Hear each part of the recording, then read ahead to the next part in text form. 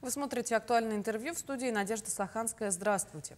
За 6 месяцев этого года электронные мошенники украли у жителей Якутии 518 миллионов рублей. Кто становится жертвой таких мошенников, какие новые схемы они используют, чтобы похитить средства у граждан, поговорим о правах в судебном порядке пострадавших от действий мобильных преступников с гостем студии Константином Агатоевым, старшим прокурором отдела по обеспечению участия прокуроров в гражданском и арбитражном процессах. Константин Семенович, здравствуйте. Доброе утро. Давайте поговорим с вами, наверное, в первую очередь о методах. Что же сейчас используют мошенники для того, чтобы дистанционно похитить денежные средства? В большинстве случаев телефонные мошенники сообщают гражданам о попытках якобы незаконного оформления кредитных договоров, либо начисления бонусов, сбоя в базе данных, подключения к каким-то социальным услугам банка. Различные уговоры используются с целью того, чтобы заполучить персональные данные граждан, банковские реквизиты, коды безопасности на обороте карты, коды из СМС, которые поступают в целях подтверждения финансовой операции. Получив необходимые сведения, мошенники списывают деньги со счета. Кроме того, необходимо иметь в виду, что представители правоохранительных органов и кредитных организаций, то есть банков, они никогда у вас по телефону не будут спрашивать персональные данные, никогда не будут у вас уточнять реквизиты банковских карт, коды безопасности, либо тем более требовать коды из СМС, которые являются подтверждением финансовой операции в дистанционном режиме. И требовать, кстати, перевести деньги на якобы безопасный счет, которого не существует. Которого не существует. А, например, вот когда по весне еще были истории, где, скажем так, угоняют аккаунт начальника и от имени его начинают мошенники писать, или это уже не модно? Да, действительно, такое есть, имеется. Почему? Телефонные мошенники используют весь свой, так скажем, арсенал, который у них имеется. Есть и такой способ, когда действительно получают доступ удаленно к WhatsApp аккаунту, и якобы начинается разговор с подчиненными, что якобы кто-то позвонит, а потом действительно кто-то звонит, там, допустим, сначала говорят, что позвонит следователь, да, звонит следователь, после следователя звонит сотрудник Центрального банка России, после звонка Центрального банка России уже звонит теперь следователь с ФСБ, там еще кто-то, там сотрудники безопасности банков и так далее. Все это служит, это психологическое воздействие на человека, это его плавное погружение в состояние беспокойства, стресса, которое приводит к тому, что человек, цель у мошенников одна, это чтобы человек ввести в такое состояние человека, чтобы он не мог трезво оценивать ситуацию, поскольку как нам говорят эксперты-психологи, когда таких жертва свидетельствует, когнитивные способности людей, они очень сильно снижаются под влиянием стресса, и они вот очень подвержены, получается, внушению и исследованию инструкциям, которые им сообщают. Что тогда делать? Вот о способах, как орудуют мошенники, мы поговорили, а как же себя обезопасить? Важнейшим аспектом противодействия является у нас информирование граждан, чем мы с вами сейчас занимаемся. Да? То есть данную ситуацию необходимо купировать в самом начале, еще до того, как гражданин пострадал, до того, как он перевел денежные средства. Здесь необходимо помнить, что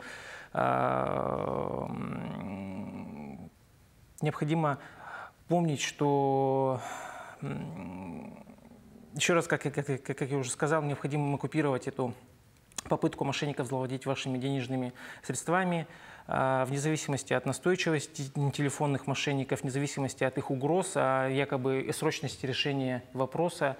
Также еще вот вспомнил, есть схема, когда якобы пишут с аккаунта родственника, что вот там какая-то ситуация попали, там надо деньги перевести, еще что-то. В данном случае всегда необходимо этому родственнику перезванивать. Еще я хотел также гражданам напомнить то, что в случае, если вам также поступают звонки от кредитных, якобы сотрудников кредитных организаций, правоохранительных органов, очень важно сохранять контакт с близкими и с своими родственниками, поскольку данное психологическое воздействие направлено исключительно на вас, с целью заполучить денежные средства. И очень важно иметь трезвый взгляд со стороны. Мошенники это прекрасно понимают и часто очень говорят, что якобы это секретный вопрос, якобы никому нельзя об этом рассказывать, но это не так. Обязательно советуйтесь со своими близкими родственниками. Всегда со стороны трезвый взгляд он поможет, потому что человек, когда он услышит вас, он с 90% вероятностью поймет, что это телефонные мошенники, необходимо немедленно прекратить с ними общение. Никогда не бойтесь позвонить по официальным телефоном в правоохранительные органы, либо в банк, обращаться непосредственно. Не надо зацикливаться только на том номере, который вам позвонил, и следовать их инструкциям. Вам позвонили с органов внутренних дел, с полиции, отлично. Позвоните в полицию, уточнитесь, работает ли сотрудник, сходите лично. Вам позвонили с прокуратуры, придите в прокуратуру, узнайте, в чем вопрос. Не надо никаких делать поспешных действий. Даже не надо не надо верить мошенникам, что это якобы очень срочный вопрос, и вот сейчас все у вас будет плохо. Причем в рамках такого телефонного разговора чаще всего бывает, что жертва мошенников еще и помимо своих средств денежных оформляет кредиты на сумасшедшие суммы, и потом человек понимает, что он был обманут, ему приходится выплачивать эти деньги. А вот с точки зрения правозащиты, что делать гражданам в случае возникновения таких ситуаций? Да, действительно, у нас есть и механизмы, которые помогают, правовые механизмы, которые помогают данной категории граждан. Мониторинг правоприменительной практики, а также принимаемые меры прокуратуры республики и органами прокуратуры республики позволили противостоять данным методом хищения денежных средств. Например, мы обращаемся с исковыми заявлениями в защиту прав граждан, потерпевших от действий мошенников, которые в состоянии заблуждения и введения состояния заблуждения, обмана заключили кредитные договора. Мы подаем исковые заявления в суд о признании данных кредитных договоров недействительными. Их мы обжалуем в суд. У нас предъявлено на данный момент 14 данных исковых заявлений о признании недействительности, соответственно, 14 кредитных договоров на сумму более 16 миллионов рублей. Из них у нас уже 3 исковых заявления удовлетворено судом. Одно из них вступило в законную силу. Также хочу обратить внимание на то, что в соответствии со статьей 45 Гражданского процессуального кодекса, к сожалению, на данный момент прокурор уполномочен не во всех случаях подавать самостоятельные исковые заявления в защиту интересов гражданина. Да? Мы можем защищать права и интересы граждан только определенной категории, это пенсионеры, инвалиды, недееспособные граждане и так далее, да? Социально незащищенная, так скажем, категория граждан. Что же, соответственно, возникает вопрос, а что же делать гражданам, которые трудоспособные, молодые. Да. Вот. В данном случае, в случае обращения данной категории граждан в органы и прокуратуры, если мы попробуем направить исковое заявление, суд нам резонно откажет в принятии иска, поскольку укажет на наши полномочия. В данном случае мы не ограничены законом именно в правовой помощи гражданину. То есть что мы понимаем под правовой помощи?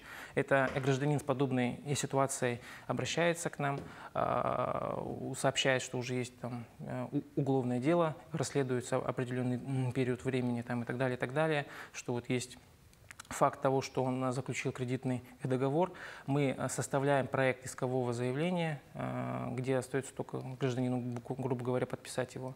Собираем необходимые документы, в том числе истребуем из уголовного дела, которое находится в расследовании, и ответным письмом направляем данный пакет документов с проектом искового заявления к гражданину для подачи в суд. У нас уже есть примеры, когда такие исковые заявления удовлетворяются. Например, в городе Нерюнгри у нас гражданин в январе обратился в прокуратуру города Нерюнгри, получил правовую помощь. В марте этого года исковое заявление было удовлетворено. Дистанционно оформленный, без его воли изъявления, то есть мошенники дистанционно получили доступ к его аккаунту в банковской системе и оформили на него кредит в размере 250 тысяч рублей. Исковое заявление было подготовлено, направлено в суд уже им самим после получения правовой помощи. Данные категории дел обязательно отслеживаем, то есть правовая помощь у нас не ограничивается только помощью гражданина в написании искового заявления. Мы также обращаемся в суд после этого с ходатайством о вступлении в процесс, где мы непосредственно участвуем, наблюдаем, может еще какие-то документы будут необходимы по ходу гражданского дела суду для принятия законного обоснованного решения. Мы здесь тоже гражданам помогаем. И благодаря этому в марте исковое заявление было удовлетворено, вступило в законную силу. Человек освобожден от выплат банку. Тогда давайте так. Вот мужчина в январе подал заявление, в марте получил уже результаты. Сколько рабочих дней уходит на то, чтобы рассмотреть это заявление и, так скажем, закрыть дело?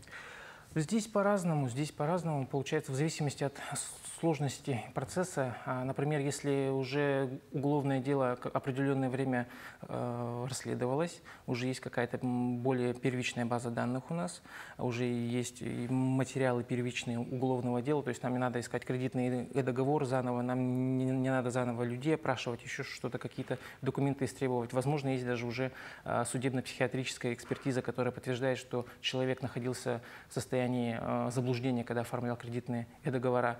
По закону обращения граждан у нас рассматриваются в 30-дневный срок. Но правовую помощь, я думаю, при наличии всех документов, при наличии материалов уголовного дела, здесь тоже сложно говорить, недели-две, наверное. Но это в зависимости также от общей нагруженности сотрудников органов прокуратуры. А так общий срок – это 30 дней. А если мы говорим об исковом заявлении, это значит, что все, тот момент, когда без своего ведома человек оформил кредит, потому что украли данные от банковского аккаунта, это значит, что потом полномочия по выплате кредита прекращаются или как? Да, то есть у нас правоприменительная практика действует так, что гражданин, сделка, кредитный договор – это сделка, да, в соответствии с, сейчас, подождите секундочку, со статьей 178 Гражданского кодекса Российской Федерации у нас установлено, что сделка, совершенная под влиянием заблуждения либо обмана, является недействительной по иску стороны, которая действовала под влиянием обмана, заблуждения, поскольку заблуждение было настолько существенным, что эта сторона разумно и объективно оценивая ситуацию, не совершила бы сделку, если бы знала о действительном положении дел. Это прямая цитата из Гражданского кодекса. У нас это как раз-таки ситуация, которая подходит под описание вот этого заключения, под эту ситуацию, когда гражданин заключает кредитный договор под влиянием обмана. Поэтому, основываясь на этой статье, мы признаем данную сделку недействительной, данная сделка признается у нас недействительной, и гражданин, соответственно, освобождается от уплаты. То есть этой сделки юридически ее нет, она не существует. Также, это не единственный способ защиты, есть еще множество способов. Есть и примеры, когда мы гражданам квартиры помогали вернуть, которые были тоже под влиянием обмана проданы мошенниками, якобы с целью того, чтобы ее спасти и так далее. О квартирах расскажете в другой раз, Константин Семенович. Большое спасибо, что нашли для нас время и осветили очень важную информацию. Я думаю, что многие сделают для себя необходимые выводы. Спасибо вам большое. Напомню, вы смотрели актуальное интервью. До встречи в эфире.